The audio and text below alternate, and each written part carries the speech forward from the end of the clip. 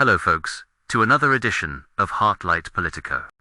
This is a simple vlog, cast from a political centric who is concerned about the current socio-political surge of change that we see in our country. The divide, the derision, the finger-pointing, the gaslighting, the name-calling, and the self-serving projection from our leaders on both sides of the aisle. This has created a chasm in our society that we have not seen since the days of McCarthyism and the indecent assault that was inflicted on our citizens by our own government. This is happening again where personal freedoms are unlawfully infringed upon innocent citizens. Pushback is required to not repeat history. We have come way too far. My biggest concern is the rise of misogynist influencers that are gaining many new followers every day. Influencers that have common ground of proclaiming women are less than men. They should be home making babies and be obedient housewives. Their message to young men is clear and dangerous. Not only to women, but to anyone else whom they determine to be less than. Please watch to the end. These are Mitch McConnell's words, where he will highlight the many reasons for the growing concern of the rise of misogyny in America.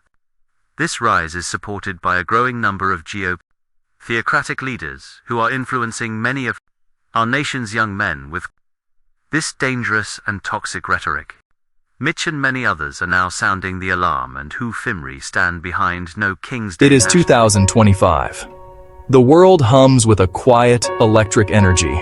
We carry supercomputers in our pockets that connect us to everything, all the time. Our homes listen to us, adjusting the lights and temperature with a simple voice command. Self-driving cars glide down city streets, a sight that once belonged only to science fiction movies we watched as kids. We live in the future we were promised, a world of incredible convenience and technological wonder. It's a strange feeling, living inside a story that used to be just for entertainment. It's both amazing and a little unsettling, like we're all part of a giant unfolding experiment we don't fully understand. This high-tech world is a stark contrast to the one many of our fathers and grandfathers knew. Theirs was a world built on physical effort, on clear hierarchies and defined roles. Men were expected to be providers, protectors, and leaders in a very tangible way. They built bridges, fought wars, and ran the big companies. That structure provided a sense of purpose, a clear path to follow. It wasn't always fair, especially for women, but it was simple. Today, that old world of unquestioned male authority has faded. The rules have changed, equality is the goal, and that's a powerful, necessary shift. But with any great change comes friction. The ground has shifted beneath our feet, and not everyone has found their balance. For many men, especially young men, the old scripts have been thrown out, but no one has handed them a new one. They look around and see a world that feels complex and confusing. The traditional paths to manhood, physical labor, military service, and even rough-and-tumble sports are less common or have been fundamentally altered. This isn't a complaint about progress. It's an observation about the void it can leave behind. When old sources of identity disappear, people start looking for new ones, sometimes in dangerous places. This feeling of being adrift is a quiet but powerful force in our society.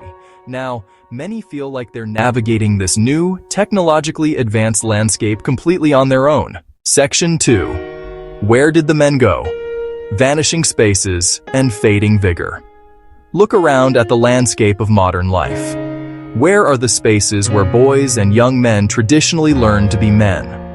Participation in team sports has declined, especially physically demanding sports. Fewer young men are enlisting in the military. Fewer are joining fraternal organizations like the Elks or groups like the Masons. These institutions were once pillars of community, places where men forged bonds, shared struggle, discipline, a common code. They were imperfect, often exclusionary, but they provided a container for masculine energy. Without them, that energy doesn't just vanish. It seeks a new outlet, often without rules or mentorship. The digital campfire anger in the manosphere.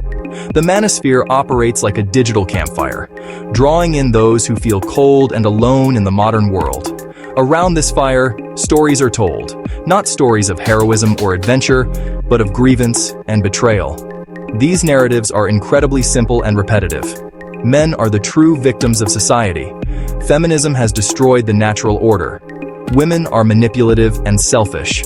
The language is coarse and aggressive, filled with inside jokes and derogatory terms designed to create a strong sense of in-group identity. What makes these online spaces so effective is their ability to create an echo chamber. An algorithm on a platform like YouTube or TikTok learns that a user is interested in content critical of feminism. It then feeds him a steady, escalating diet of similar videos. What starts as a seemingly harmless clip about dating difficulties can lead, click by click, to a fire hose of misogynistic rants, conspiracy theories, outright calls for subjugating women. The ideas brewing in the manosphere do not stay online. They spill out into the real world with devastating consequences. The most visible impact is on the safety and well-being of women. Online harassment has become a constant threat, especially for women in public-facing roles. Female politicians, journalists, creators are bombarded with a torrent of vile, misogynistic abuse, including detailed threats of sexual assault, including detailed death threats. This isn't just trolls being trolls. It's a deliberate strategy to silence women to punish them for having a voice to drive them out of public life. This toxic ideology also poisons our democracy. A healthy democracy requires trust, empathy, the ability to engage in good faith debate. We cannot afford to ignore this problem or wish it away. The path forward requires calm, deliberate action on several fronts.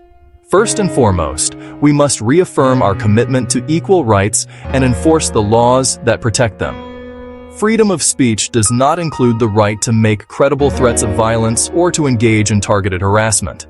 Tech companies must be held accountable for the hate that spreads on their platforms. They have the tools to limit the reach of radicalizing content, and they must be pressured by both the public and regulators to use them responsibly. Beyond regulation, we need a cultural and educational renewal. We must do a better job of raising boys into healthy men. This work starts in our families and schools. We need to teach young men about respect, empathy, consent from an early age. They need to see a model of masculinity that isn't based on dominance or aggression, but on strength, kindness, responsibility, respect, and self-worth.